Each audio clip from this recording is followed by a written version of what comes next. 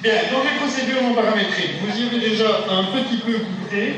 Vous y avez un petit peu goûté lorsque vous avez fait des choses telles que coefficient de corrélation, rho de Spearman ou bien coefficient de corrélation, tour de Kendall.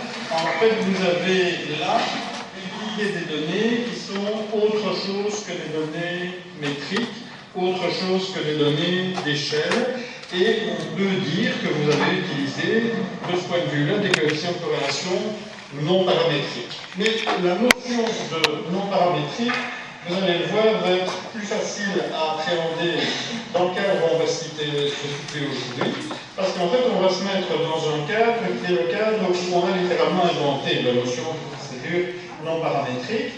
Et en fait, ça, c'est le cadre des procédures de test. Donc, on quitte la corrélation et on revient vers des procédures qui sont des procédures de test d'hypothèse. C'est là-dedans qu'on s'intéresse à ces questions non paramétriques. Alors, si mon pointeur veut bien faire défiler les dias, voilà. Donc, en ce qui concerne les principes généraux, je crois qu'il faut que vous soyez bien au fait de ce que c'est qu'un test inférentiel de manière générale, et ça vous devriez l'être, puisque lors d'une de nos premières séances, je vais faire un grand panorama et un grand rappel à propos de ce que c'est qu'un test d'hypothèse, qu'un test statistique. Alors, dans le PowerPoint que j'utilise aujourd'hui, j'ai collé en rappel tout un tas de diaps que je vous avais montré lors de cette séance. Donc, on va les regarder défiler assez rapidement, juste pour que je puisse pointer les notions qui sont vraiment tout à fait essentielles dans ce cadre-là. Donc, je vous rappelle qu'on s'était préoccupé de la manière dont on pouvait construire un test d'hypothèse et que j'avais situé l'exercice dans le cadre de l'inférence. Donc, à la dia 7, vous avez tout un rappel de ce que c'est que la différence entre un indice, une statistique, un paramètre. Vous savez qu'en gros, une statistique, c'est un indice calculé sur un échantillon. Un paramètre, c'est un indice approché sur une population.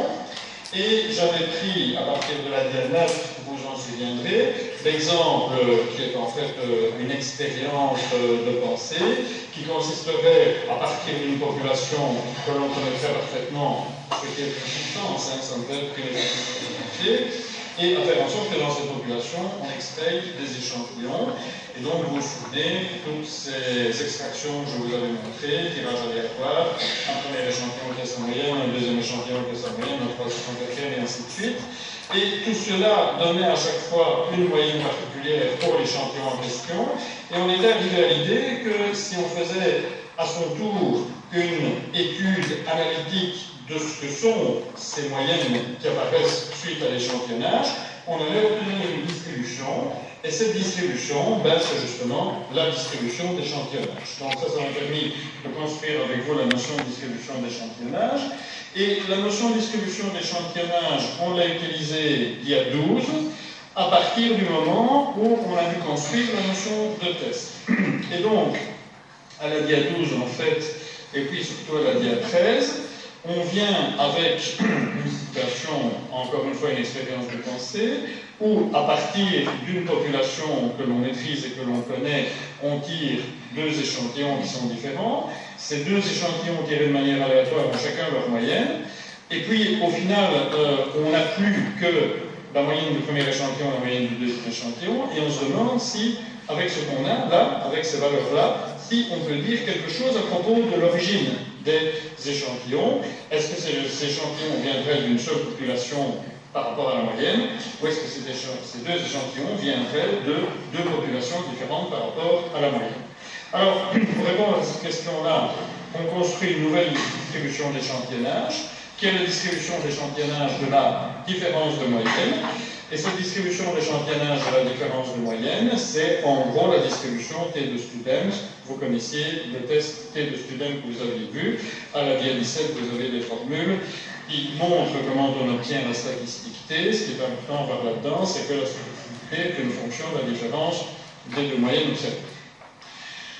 Alors, on a eu la possibilité par rapport à ça dia 21 de considérer la mécanique de test, en se disant que la mécanique de test, c'est une mécanique qui va s'appuyer sur la distribution d'échantillonnage et qui va partir dans le cadre d'un processus où d'abord on se donne une hypothèse qu'on appelle l'hypothèse nulle, et cette hypothèse nulle c'est toujours la même chose, c'est l'hypothèse qui n'est pas de différence. Là où ça commence à se différencier, c'est pas de différence entre quoi et quoi. Par exemple, pas de différence entre deux moyennes, pas de différence entre deux variances, pas de différence entre deux coefficients de corrélation, pas de différence entre un coefficient de corrélation et une valeur théorique de coefficient de corrélation, et ainsi de suite. Alors, je passe la dia 22, la dia 23 et j'arrive à la dia 24. À la dia 24, j'ai la représentation du schéma de départ d'un test inférentiel. On a la distribution d'échantillonnage, on la connaît bien. Cette distribution d'échantillonnage se caractérise par un paramètre. Par exemple, c'est la distribution d'échantillonnage T de student. Si on part de la situation d'hypothèse nulle, la différence entre les deux moyennes est nulle puisque les deux moyennes sont égales. Donc M1 moins M2 égale 0, vous multipliez ça par ce que vous voulez, vous divisez ça par ce que vous voulez, ça fait toujours 0. Et donc on a là un paramètre de population hypothétique qui correspond à l'hypothèse où il n'y a pas de différence entre deux moyennes. Et puis vous avez une valeur observée. Et le test, il va consister en quoi? Le test, il va consister de 25 à essayer de voir si la valeur que l'on trouve est très différente du paramètre correspondant à l'hypothèse nulle, ou bien pas très différente du paramètre correspondant à l'hypothèse nulle. Si la valeur que l'on trouve est proche de la valeur de l'hypothèse nulle, alors on va dire que l'hypothèse nulle ne peut pas être écartée. Si la valeur que l'on trouve est très différente de la valeur correspondant à l'hypothèse nulle, on va dire que l'hypothèse nulle doit être rejetée.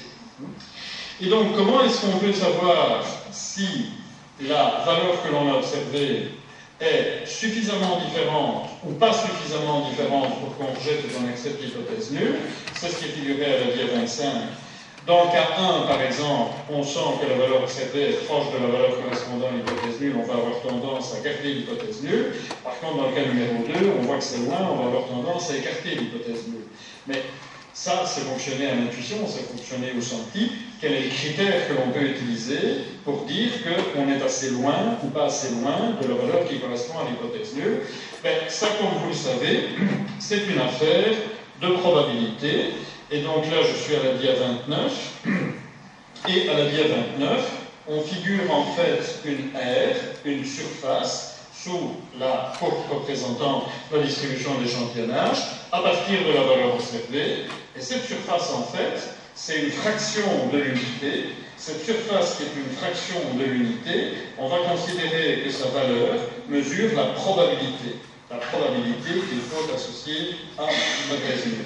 Et donc c'est comme ça qu'on passe à un raisonnement probabilitaire et qu'on va pouvoir dire quelle est la chance que l'on a d'avoir raison ou de se tromper en affirmant que la valeur que l'on a observée est différente ou pas différente de la valeur théorique prédite par l'hypothèse nulle. Tout ça pour dire que c'est essentiel dans ce schéma de pensée qu'il y ait une distribution d'échantillonnage. Parce qu'au fond, tout est basé sur la distribution d'échantillonnage. Tout le raisonnement est basé sur la distribution d'échantillonnage. Si on n'a pas de distribution d'échantillonnage, on ne peut pas faire l'intégration dedans. Si on ne peut pas faire l'intégration, on ne peut pas calculer de probabilité. Alors, je vais, je pense, quitter ceci pour passer maintenant résolument au test non paramétrique. Et je suis donc à la dia 36. Et au fond, les tests non paramétriques, ils s'installent dans quel type de problématique? C'est ce qui est expliqué à la dia 38. C'est quoi les problèmes auxquels on est confronté? On est confronté à des problèmes qui nécessitent le recours à des procédures non paramétriques. Si par exemple, on a des indices mathématiques qui ne sont pas fiables. Mettons qu'on ait des distributions qui soient des distributions binodales et qu'on travaille sur les moyennes. C'est embêtant, parce que les moyennes ne veulent pas dire grand-chose.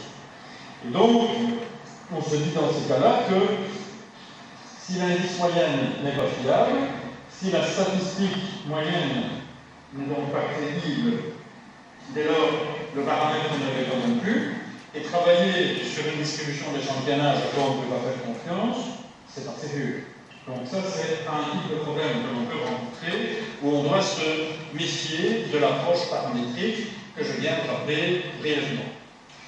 Une autre chose aussi qui peut arriver, c'est qu'on travaille avec des échelles, avec des niveaux de mesure, avec des degrés d'informativité qui ne permettent pas d'avoir une sophistication mathématique assez importante. Par exemple, on travaille avec des indices qui sont des données de dénombrement, et on travaille avec des valeurs qui sont des valeurs de type ordinal. Là, on ne va pas pouvoir faire là-dessus des choses sophistiquées, telles que calculer une variance ou des choses pareilles. Un autre cas encore que l'on peut rencontrer, c'est le cas où on ne serait pas en accord avec des postulats, des tests que l'on veut utiliser. Par exemple, vous savez plus ou moins qu'en analyse de variance, on ne peut pas faire ce qu'on veut. Il faut que les variances des populations parentes soient similaires.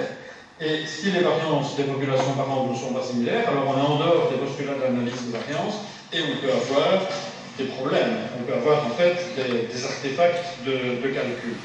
Voilà, ça ce sont des situations qui sont des indications, qui sont des situations où c'est contre-indiqué d'utiliser des choses telles que le T de Student, l'analyse de variance ou d'autres procédures que vous pouvez imaginer.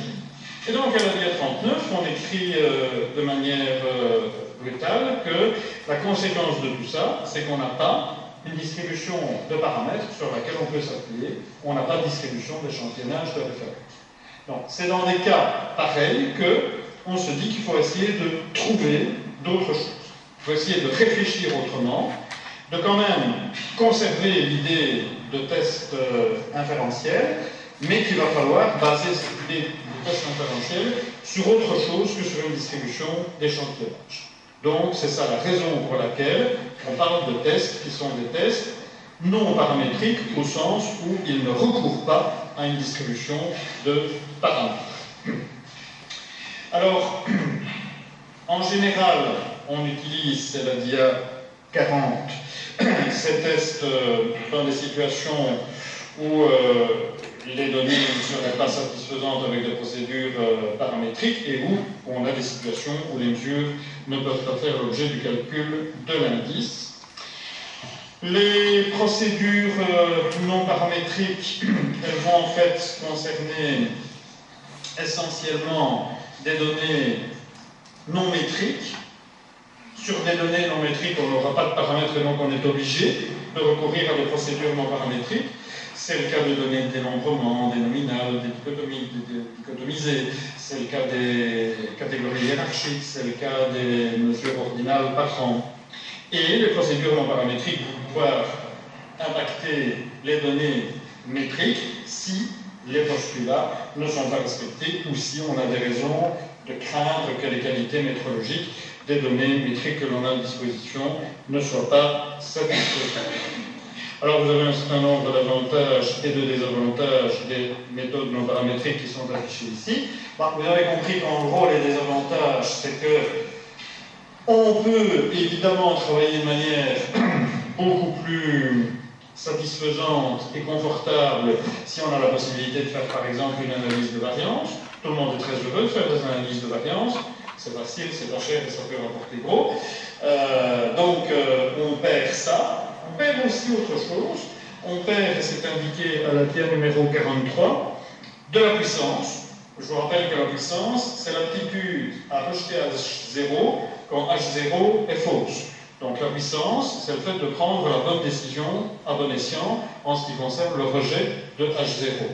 Et aussi, il y a une autre chose qui est assez consubstantielle aux procédures, à l'existence des procédures non paramétriques, c'est qu'en général, on ne peut pas faire des traitements très sophistiqués avec des procédures non paramétriques. Et ça, vous allez le comprendre quand vous allez rentrer dans la mécanique des procédures non paramétriques que je vais considérer à titre d'exemple. On doit en fait toujours un petit peu faire du bricolage dans les procédures non paramétriques. On doit ruser, on doit avoir un certain nombre de démarches un petit peu indirectes.